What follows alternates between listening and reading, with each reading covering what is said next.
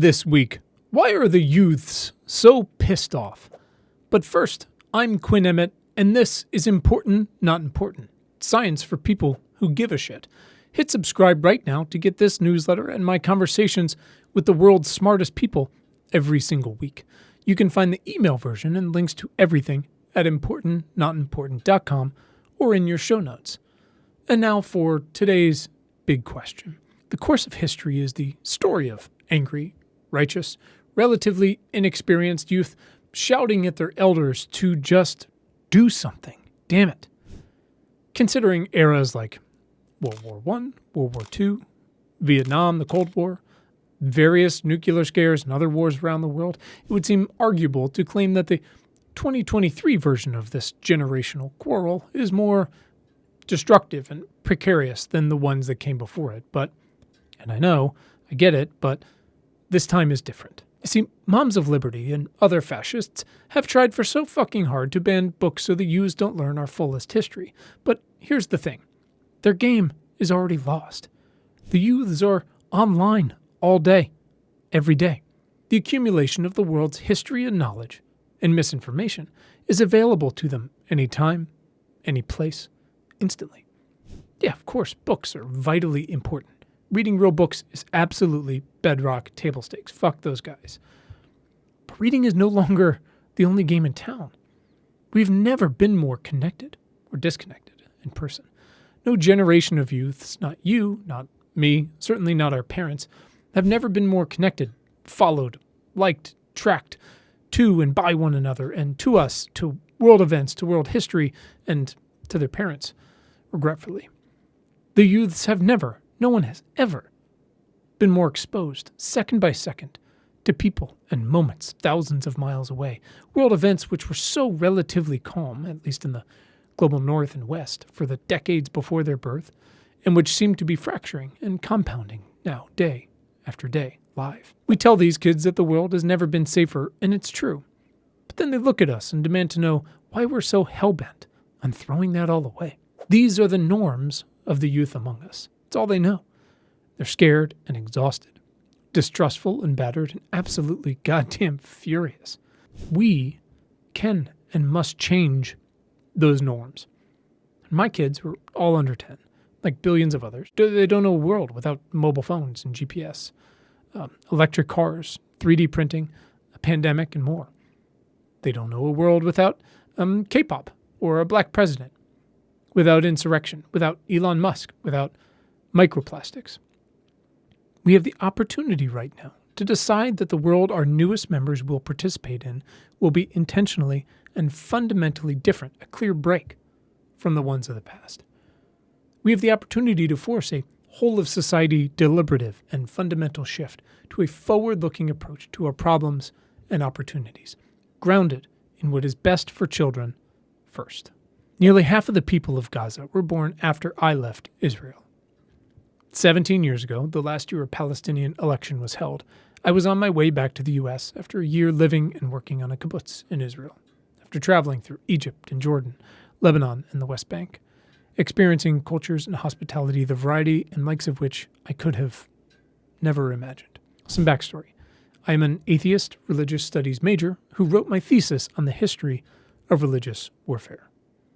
I went to Israel to live and work alongside the same Jewish family my parents lived with throughout the Yom Kippur War, but also to get firsthand experience living among a few of the world's oldest cultures and history.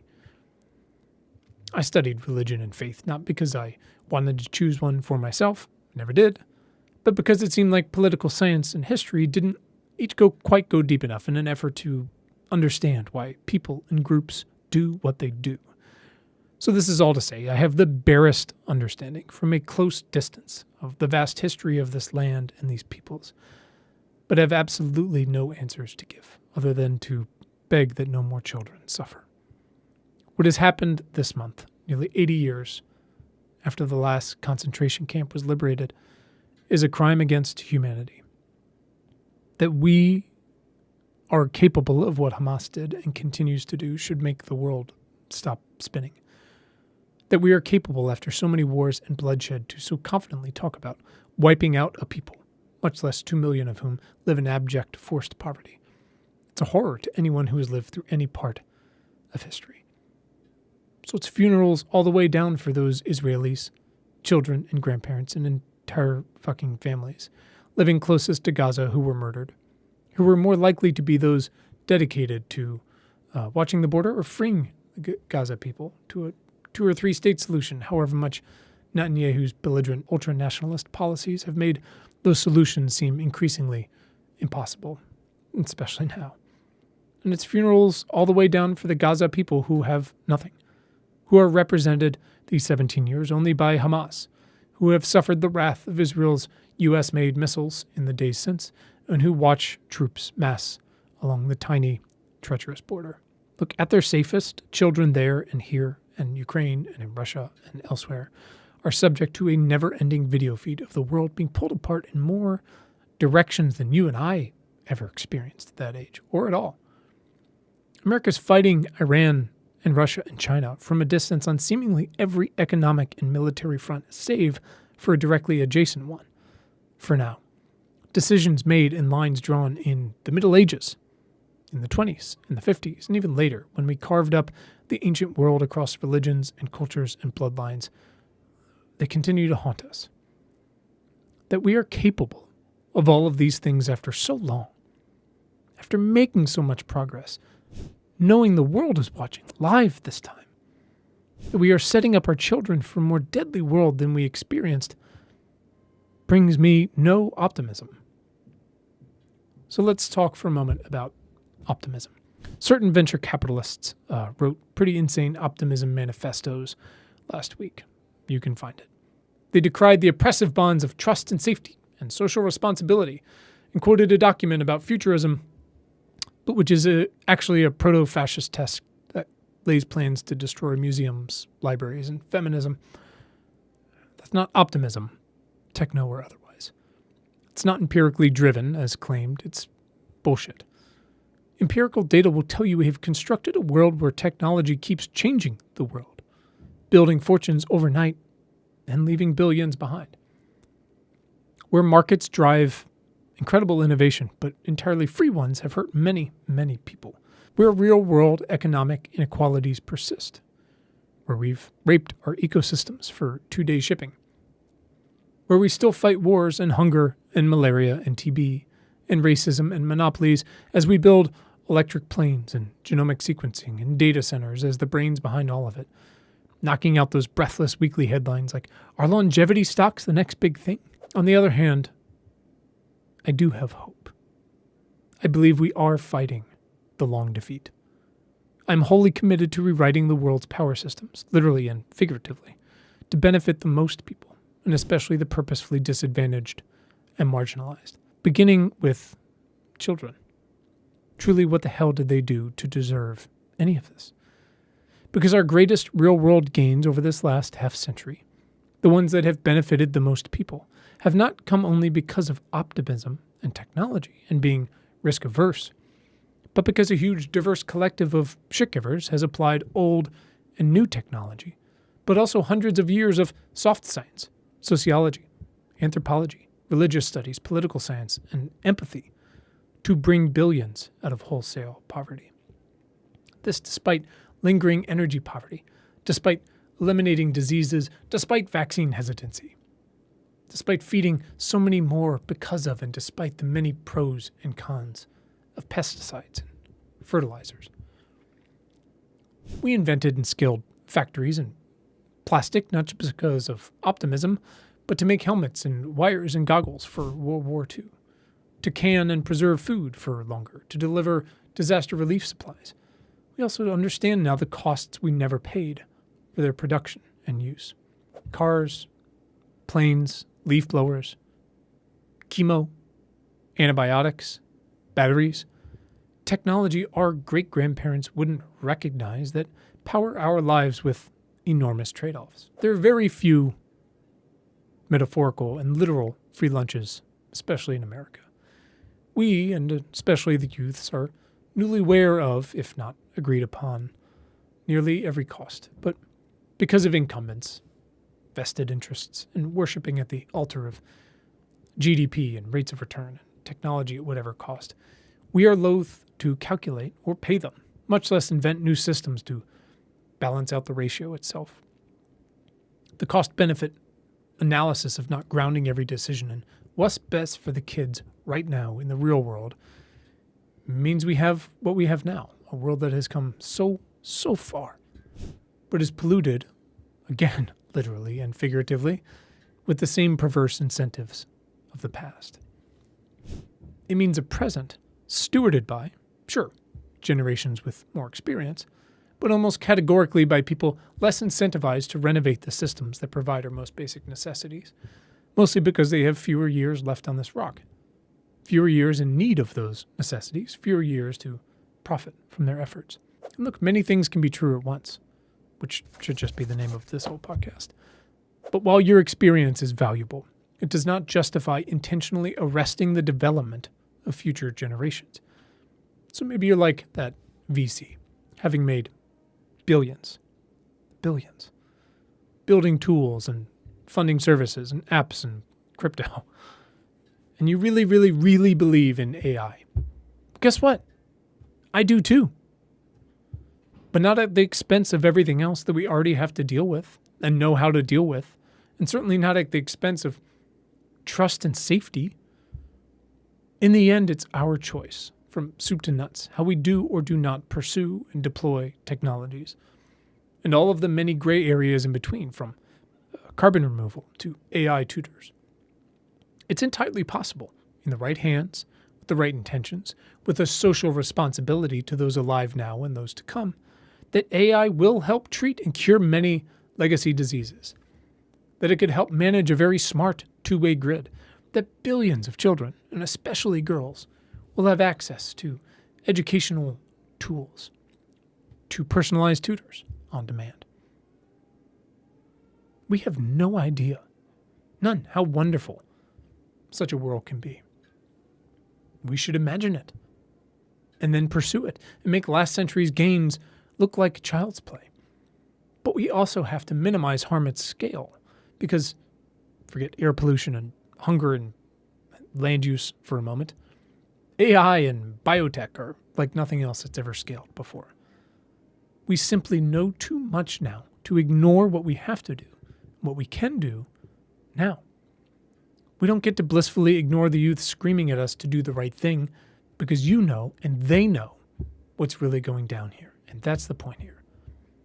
Look, I'm more acutely aware of how difficult fertility and pregnancies and deliveries are than I would like to be.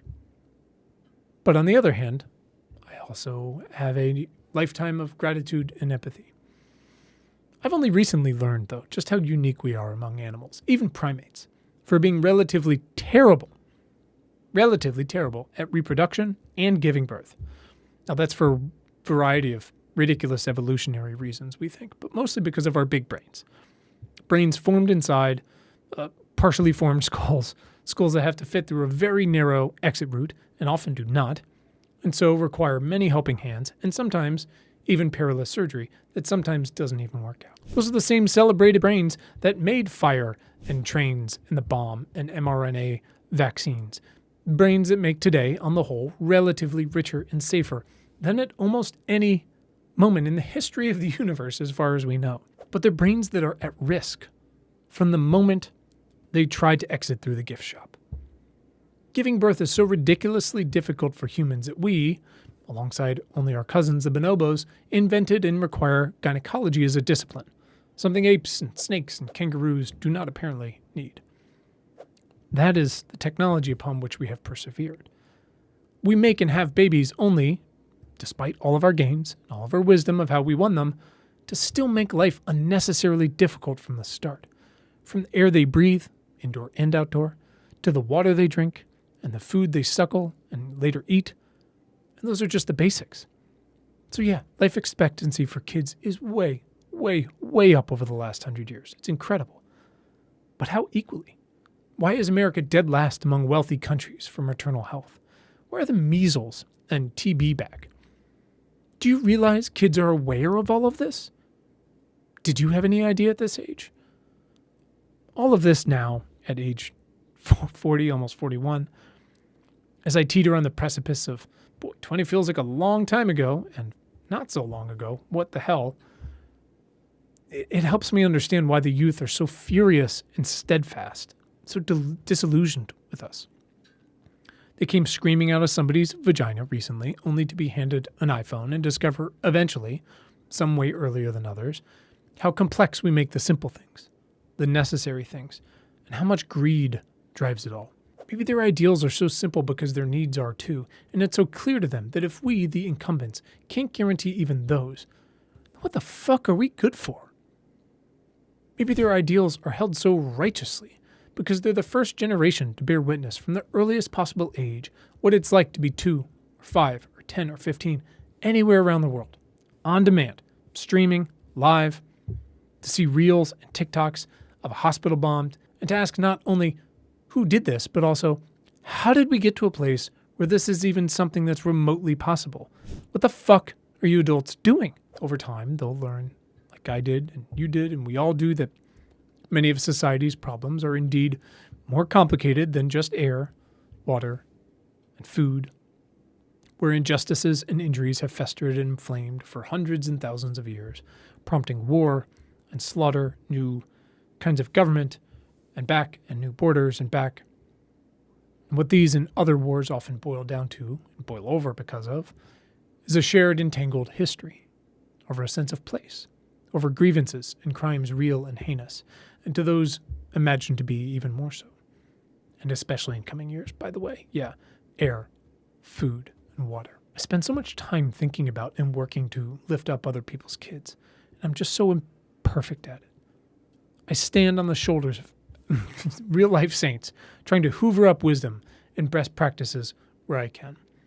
But I always try to bring myself back to the question of the things children need, what do my kids have that these kids do not? It's a version of my favorite question. How can I help? And I try to set the place for that, knowing that kids can experience electric cars, RSV vaccines, lunch debt, short-term videos of spaceships and war-torn Yemen, and threats for even supporting their trans friends, all in the same day, really radicalizes me. They know everything. They shouldn't have to, but they do. You and I read things in textbooks frozen in time and wrote them down in our Trapper Keepers. We very occasionally read the newspaper and experienced our local comings and goings, but we didn't experience the wider world live. We had so many fewer examples to compare ourselves and our situations to, for better or worse, to empathize with. We had more of a shared truth then, however horrifically flawed, because you could count the number of TV channels on both hands. This is what kids today know. The Europe our grandparents fought for, our parents vacationed in and brought home wine from, and we watched localized small-town crime shows of, is facing a far different climate future than the setting for any of those. That Europe is gone. They know that kids their age in China experience an entirely different internet than they do, that those same kids may eventually draw us into a war over a tiny island nation that produces the world's most vital semiconductor chips. They know China is aging fast. They know the Belt and Road cost too much. They know Chinese real estate has collapsed. But also that since they were born, China's influence and military has evolved to often surpass ours. These kids know climate change has begun moving faster, that emissions may peak soon, but that's not enough. But also that we have basically every technology we need to actually slow it down. They know Africa and India will dominate the next century, but that they will industrialize with fossil fuels, specifically because Western countries refuse to cover the costs of clean energy development. They know the Brazilian people re-elected Lula and perhaps saved our most precious rainforest, and that enormous damage has already been done and may not be undoable. They're already using AI in and out of the classroom to write stories and code, to draw worlds and design business plans faster than we could throw away America Online CD-ROMs. And they're 100% certain our leadership, our gerontocracy, one of the oldest in the world, is incapable of regulating any of it. There are 9-year-olds who didn't experience a black president, but did experience an insurrection, who are learning about civics when 200 members of the majority party in the House voted 3 times for an insurrectionist to lead them last week. They were born into a world of incredible infrastructure, however much it's built, for our parents' climate. This is from last week's pod. Quote, I think that fundamentally this is not about averting catastrophe. This is not, oh no, our infrastructural systems are all going to be destroyed by climate change. It's, we actually have the opportunity to do the things that our ancestors did for us, which is to leave amazing, resilient, inexpensive, sustainable infrastructural systems for the people who come after us. And that is a human universal, that everyone wants their kids or the people around them to have lives that are as good as they did or better. And that is from last week's podcast, our guest, Deb. Look, kids deserve to live in a world where urban planning is reimagined to account for increasing heat and flooding, where e-bikes are prioritized over cars, and rural America and red line neighborhoods, cities, are just as connected to a new grid and to the internet as everyone else. They deserve to live in a world where life expectancy is going up, not down. We thought Lunchables were awesome. They know better, even if it's all their family can afford. They deserve to live in a world where it's transparently and proactively clear, where it's affordable and safe to live and to ensure where you live, and where it's not. They deserve to live in a world where private equity and big tech are no longer allowed to decimate journalism, where we actually support the next generation of journalists. They deserve to live an entire lifetime knowing companies, banks, and governments have to disclose their emissions and climate risks. Why wouldn't they? They're sick of politics and divisive, self-interested lifer politicians, of corruption, of policy that doesn't actually improve their lives. They do not approve of mass bloodshed. They want stricter gun laws. They can snap their friends' videos of their representatives voting against those. They know. I didn't know how well the U.S. fared in emissions or maternal health when I was an adolescent, nor how dry the Colorado River or California reservoirs might be, or exactly what source my power was coming from at any given moment.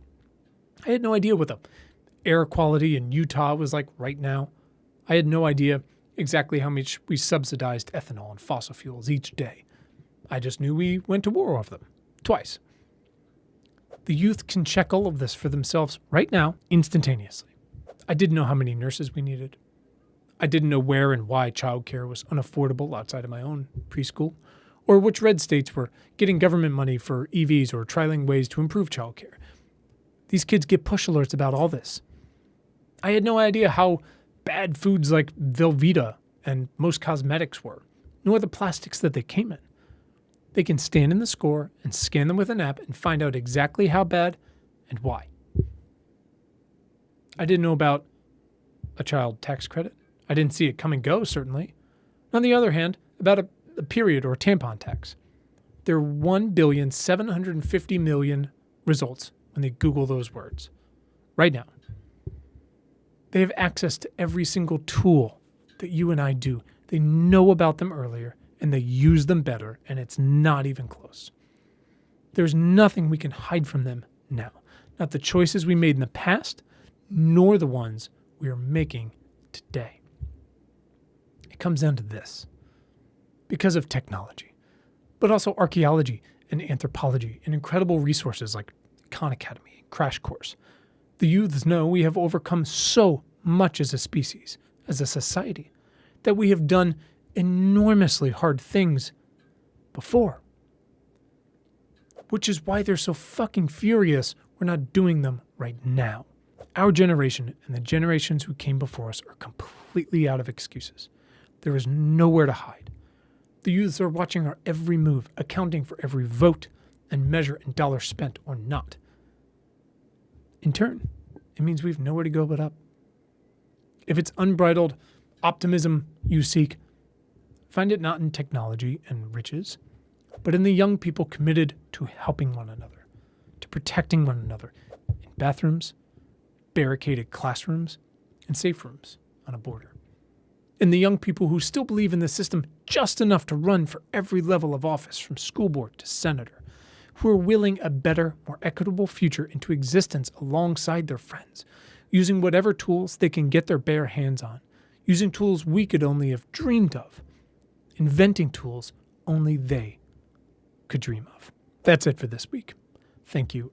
Got feedback, questions, opinions, email them to us at questions@importantnotimportant.com. Of course, hit subscribe to get next week's issue straight to your feed or find back essays like this one. To go deeper, visit importantnotimportant.com. Thank you for being a part of our community, and thanks for giving a shit.